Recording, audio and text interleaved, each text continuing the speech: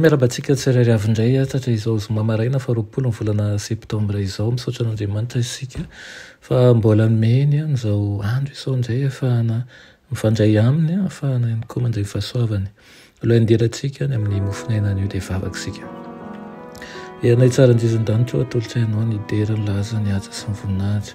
Misaotra anao izay satria mbola tombontsoa lehibe indray no ahafahanay miantso ny anaranao ankehitriny ary koa mba ahafahanay mahazo hery avy aminao. Koa sokafo ny fomam-pananay tompo andray izany araky ny sitraponao ary koa mba ahatsapa tokoa izay fa feno ny fanahinao aminaran'i Jesosy. Amen.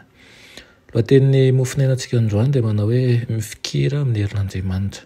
Nalaina amin'ny Salamo 8:7-7:10 manao hoe tamin'izany ny olonao masina dia nilazanao tamin'ny fahitana hoe nametraka famonjena tamin'izay mahery aho. Amen. Tianao ny tompo ary mangoraka anao izy. Izao ny teny fikasany manao hoe manantona an'Andriamanitra dia hanantona anareo izy.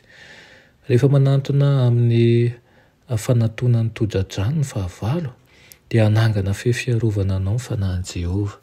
Tsarovy fa i Jesosy Kristy ny fanantenanao. Izao ny lazain'i Kristy eo natrehany toe-javatra mampalahelo sy mahakivy izay mianjady aminao amin'ny fotoana rehetra manao hoe aoka hifikitra amin'ny heriko kosa izy ka hiavana amiko. Ny anjaranao dia ny mifikitra amin'ilay hery izay mahafiorina tahaka ny seza fiandrianana mandrakizay. Minoana Andriamanitra ary matoky azo fantatra. Mifalia ao anatin'ny toe-javatra rehetra na dia sarotra sy manata-dranomaso aza ny sasany amin'izy ireny.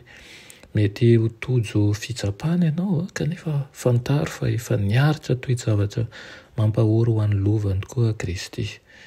Tsy misy mahalala eo mason'Andriamanitra tahaka ny fiangonany. Mijery ny fo Andriamanitra ary fantany izay azy. Izaho toetra ny fanahy rehetra izy. Hoy izy ao amin'ny Daniela manao hoe maro no diovina sy ho fotsiana ary ho zany-toetra fa ny ratsy fanahy kosa mbola nao ratsy ihany ary tsy hisy amin'ny ratsy fanahy ahafantatra fa ny endry no ahafantatra. Aoka izay tian'Andriamanitra sy mpanatanteraka ny teniny hanao hira fiderahana sy fisaorana fa tsy hanao teny miapanga na mitady ny adisoan'ny hafa na koa monimonina. Hitahy an'izay mitady fihavanana Andriamanitra. Atokihany Jehova zavela hakivy anao ny fihetseham-pon'ny olombelona sy ny teninany ary ny toetrany. Banjino hatrany Jesosy ilay herinao. Anjary hovahana ao amin'ny hanafahana azy ianao rehefa mibanjina azy. Izy no fahasalaman'ny endrika sy Andriamanitra ao.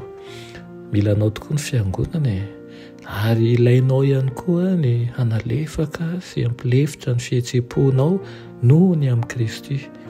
Tiany mantsy raha manamboatra anao ny fanahy masina, amin'izany no ahafahanao mizara fiainana sy fampaherezana ho an'ny fiangonana. Aoka ny teninao voafantana tsara mba hatonga anao ho tena fitahiana ho an'ny fiangonana. Aza mampalahelo ny fanahinao mifadibadian'ny hafa, raiso an-tanana ny fiainanao ary izao ny tsarovana eo, aoka ianao mahatoky amin'ny zavatra rehetra. Amen. Ry Tompo tianay ao mbola misaotra anao ny amin'izany hafatra sarobidy omenao anay izany. Dia ity izay Tompo ho vao mendrika anao ary aoka tokoa ny sitraponao no atao ny fiainanay fa tsy ny sitraponay. Aminaran'i Jesosy. Amen.